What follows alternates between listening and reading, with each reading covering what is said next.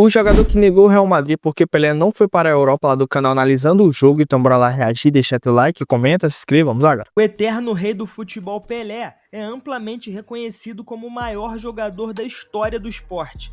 Com títulos, números e jogadas que revolucionaram, ele construiu uma carreira brilhante e inigualável.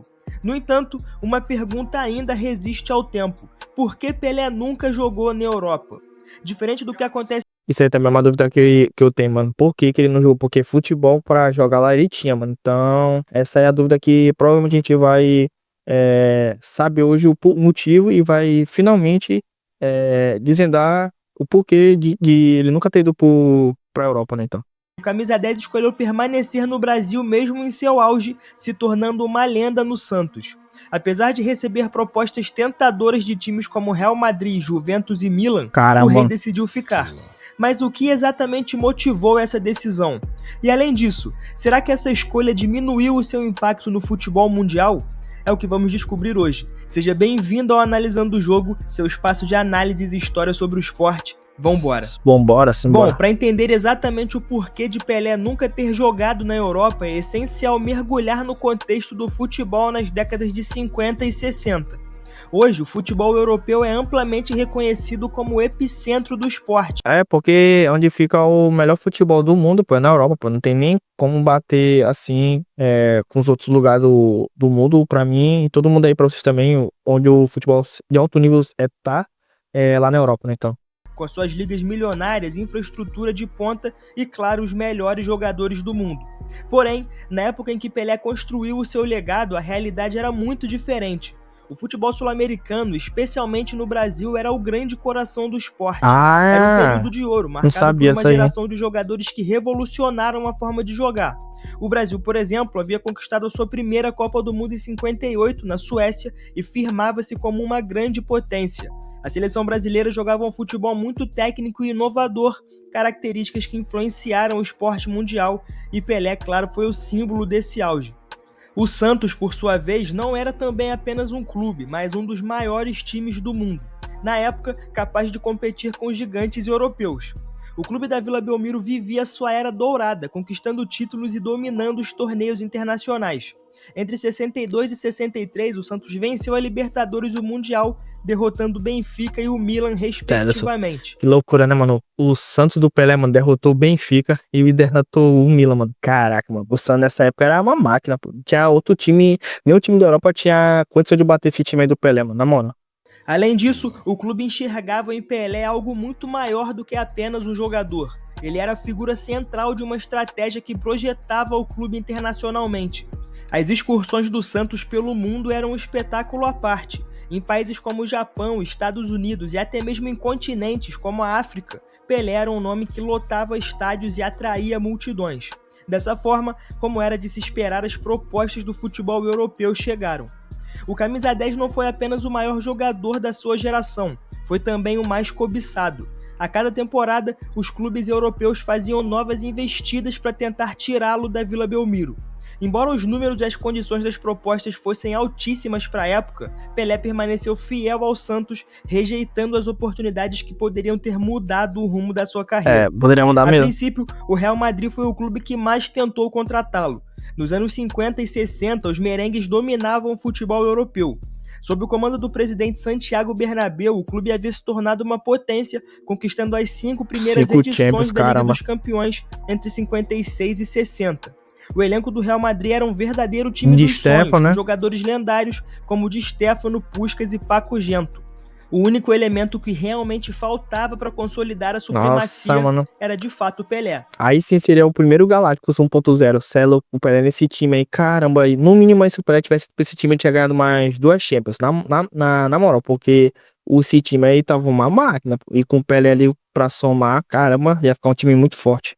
O interesse do Real Madrid começou logo após a Copa de 58, quando o rei foi alçado ao status de fenômeno mundial. Em junho de 59, o Santos foi convidado para disputar um amistoso contra o clube em sua casa.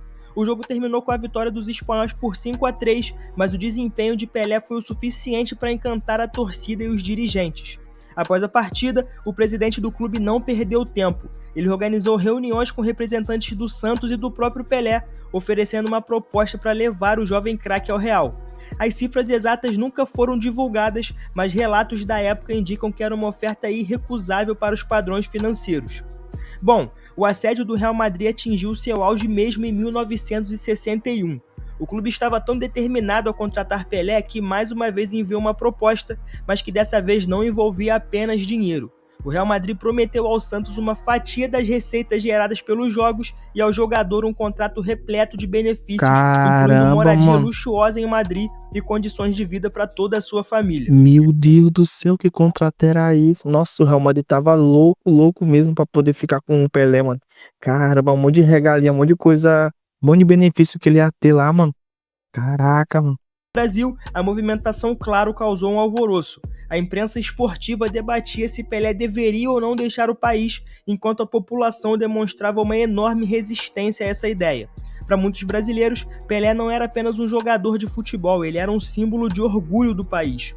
O desespero foi tão grande que o presidente da época, Jânio Quadros, chegou a intervir publicamente, alegando que o Brasil não poderia perder um dos seus maiores patrimônios para o exterior. Apesar de não ter uma legislação oficial proibindo a transferência, a pressão política e social foi determinante para que Pelé permanecesse no Santos.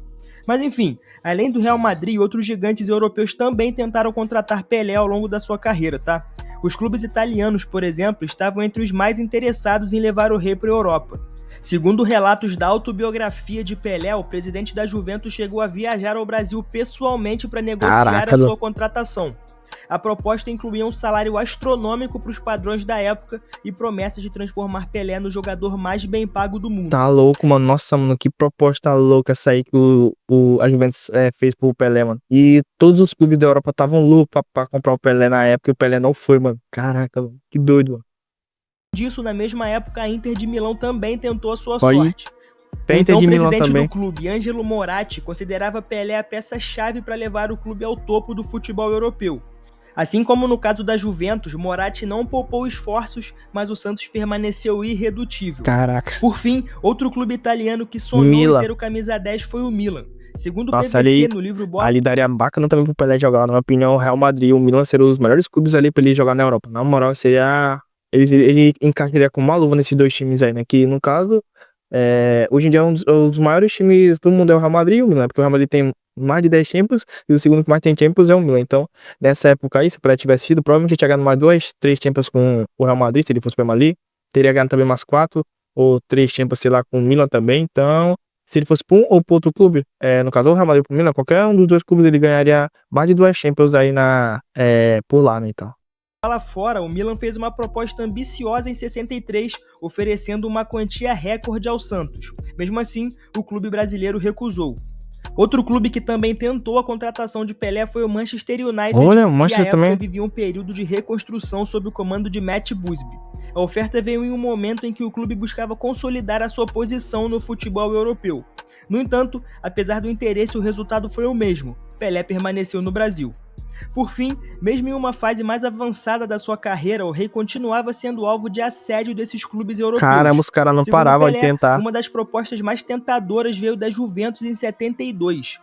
Embora estivesse em um momento mais maduro da sua carreira, o jogador ainda era uma estrela global e atraía interesse de clubes de todo o mundo. No entanto, Pelé recusou todas as propostas, optando por permanecer no Santos até 1974, quando decidiu encerrar a sua primeira passagem pelo futebol. Pá, que loucura, mano. O Pelé ficou muitos anos no Santos, mano. Ele honrou ali a camisa do Santos, ficou muitos anos ali no Santos, caraca.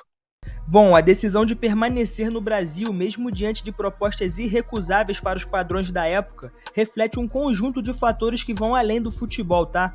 Mais do que uma escolha profissional, foi um posicionamento pessoal, cultural e estratégico que moldou a sua carreira e ajudou a consolidar o Santos e o futebol brasileiro no cenário global.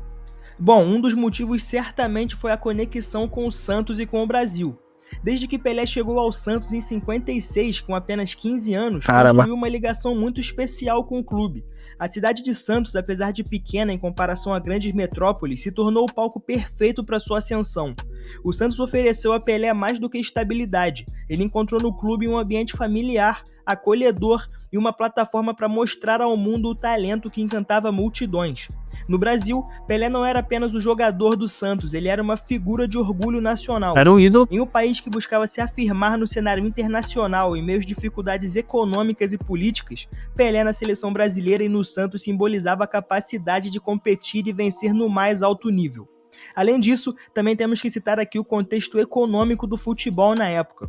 Embora as cifras oferecidas por clubes europeus fossem altíssimas, a diferença salarial entre o futebol brasileiro e europeu nos anos 50 e 60 não era tão gritante quanto hoje. Então é por isso. Então ele deve ter pensado assim, não, pra que eu vou pra lá? Outra cultura, outras pessoas e tal, outro clima e tal. Eu vou ficar aqui mesmo na minha cidade, eu vou ganhar só lá eu ganharia só um pouquinho a mais do que eu tô ganhando aqui, mas aqui eu tenho minha família, minha casa, meus amigos, então acho que foi isso que ele pensou. Então, esse foi, acho que o principal motivo, na minha opinião, dele não ter ido, né, então.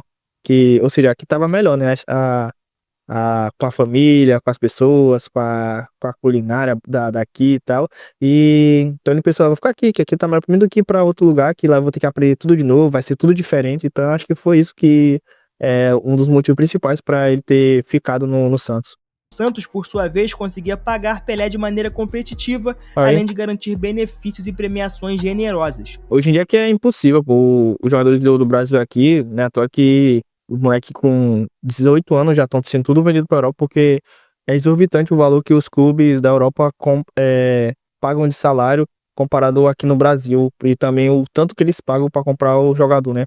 Então é bem difícil um clube do Brasil segurar um jogador promissor por muito tempo, porque não tem como competir, pô, os caras têm dinheiro demais. Então aí o clube não tem o que fazer a não ser vender, porque não tem como segurar o cara, mano. Tem essas propostas milionárias, não tem como segurar o cara, não, tem que vender mesmo.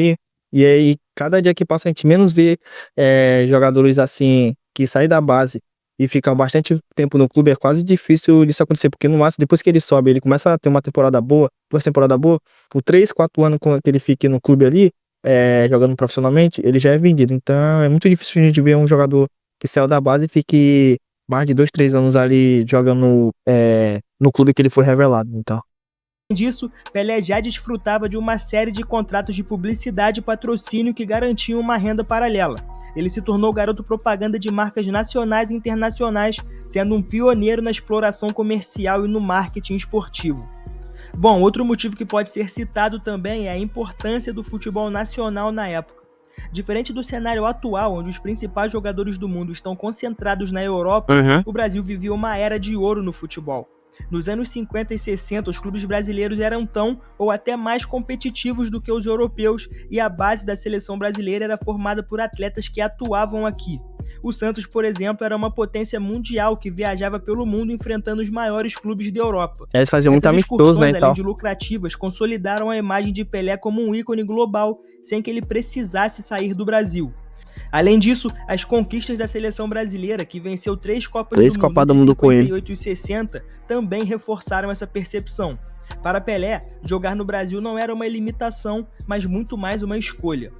Por fim, o último motivo, e que talvez seja o mais simples, mas ainda assim o mais importante para a permanência de Pelé, foi o seu próprio desejo. Em várias entrevistas, ele admitiu que nunca sentiu a necessidade de sair do Brasil. A ideia de construir uma carreira no exterior, tão comum hoje, não era vista como um caminho obrigatório para os melhores jogadores daquela época. Além disso, Pelé sempre admitiu um certo receio em relação à adaptação cultural e ao distanciamento da sua família. Isso aí foi o que eu falei no decorrer do vídeo. Das raízes. Para ele, não fazia sentido abrir mão do conforto da sua terra natal e da estabilidade que encontrava no Santos e no Brasil. Bom, embora Pelé nunca tenha jogado por um clube europeu, ele enfrentou os maiores times do continente inúmeras vezes. As partidas serviram mais uma vez como prova de que o talento do rei transcendia fronteiras e que ele era capaz de brilhar contra qualquer adversário em qualquer contexto.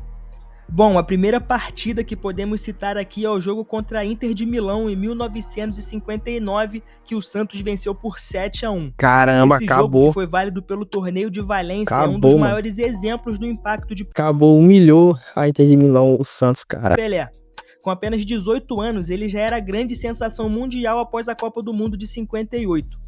Naquele dia, diante de um público de cerca de 60 mil pessoas, o rei marcou 4 gols, todos no segundo tempo. 4 gols, cara. Que mais tarde se tornaria uma potência europeia, foi completamente dominada por Pelé e seus companheiros. Outro massacre brasileiro aconteceu contra o Barcelona, que havia acabado de conquistar o Campeonato Espanhol e a Copa do Rei em 59. Mesmo com um time rodeado de estrelas, incluindo o brasileiro Evaristo de Macedo, o Barça não foi páreo para Pelé, que marcou 2 gols na goleada por 5-1. Caramba. O técnico do Outra Santos, ataca. inclusive, declarou que Pelé Que o havia europeu jogado pegou. apenas 20% do que podia naquela partida. Bom, já em 62, no Mundial de Benfica. Clubes, o Santos enfrentou o Benfica, De bicampeão ossado. da Liga dos Campeões, e deu uma aula de futebol.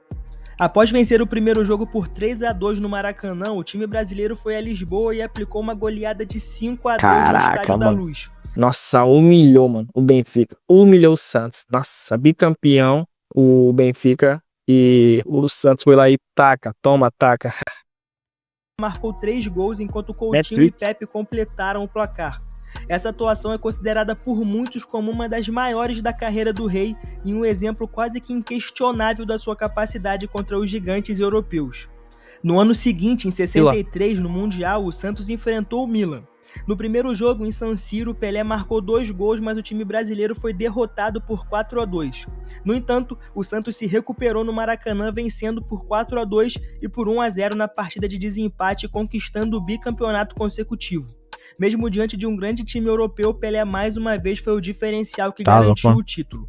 Por fim, Real Madrid 5 e Santos 3 em 59, o único confronto entre Pelé e Di Stéfano que aconteceu no Santiago Bernabéu, em um amistoso que reuniu cerca de 70 mil torcedores. Nossa, mano, muita Pelé abriu o gente. placar logo aos 10 minutos com um chute de fora da área. Apesar da derrota por 5-3, com atuações brilhantes de Puskás e Gento, Pelé foi um dos destaques da partida, a história que eu contei anteriormente. Bom, como eu já disse, esses confrontos não apenas consolidaram a reputação de Pelé como o maior jogador da sua geração, mas também serviram como resposta a qualquer dúvida sobre a sua capacidade de competir com as estrelas da Europa. Pelé jogava em alto nível contra adversários de todos os estilos, adaptando-se às condições de qualquer jogo. Enfim, a trajetória de Pelé é realmente única na história do futebol. O Rei não precisou da Europa para construir a sua lenda. A sua genialidade ultrapassou fronteiras sem que ele precisasse cruzá-las. Enquanto muitos jogadores contemporâneos de Pelé foram ao velho continente em busca de reconhecimento, o mundo inteiro veio ao Brasil e ao Santos para ver o Rei brilhar. Seja enfrentando os maiores clubes europeus em gramados internacionais, erguendo troféus mundiais ou encantando com a sua arte dentro de campo, Pelé demonstrou que o talento transcende qualquer necessidade de validação externa. Ele provou que a grandeza não depende de onde ele jogava, mas de como ele encarava o esporte e do impacto que ele deixou. Mas e você? Concorda com isso ou acha que faltou esse capítulo para Pelé ser de fato considerado o maior da história?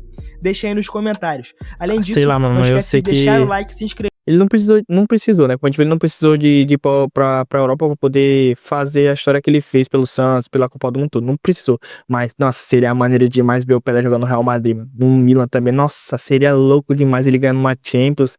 Nossa, seria a maneira demais. Mas tudo bem, mano. O Pelé não precisa ir pra esses clubes pra virar o rei do futebol, pra virar um dos maiores jogadores do mundo e da história. E mesmo ele jogando no Santos, mano, ele destruiu grandes campeões da Champions League, tipo o Milan. E destruiu o Real Madrid, nossa, destruiu a Inter de Milão, destruiu o Benfica. O Real Madrid ele perdeu, né? Mas o resto que eu falei, ele destruiu todo mundo. O cara era gênio, mano, gênio demais, Pelé. Meu Deus do céu, o que esse cara jogou, inacreditável. Mas é isso aí, galera, espero que tenham gostado. Deixa teu like, comenta aqui embaixo o que você achou, comenta sobre os próximos vídeos, se inscreva no canal para ajudar o canal a crescer. Não siga no Instagram que vai estar aqui na descrição e do mais é isso. Obrigado novamente por ter assistido, valeu, até a próxima, fui.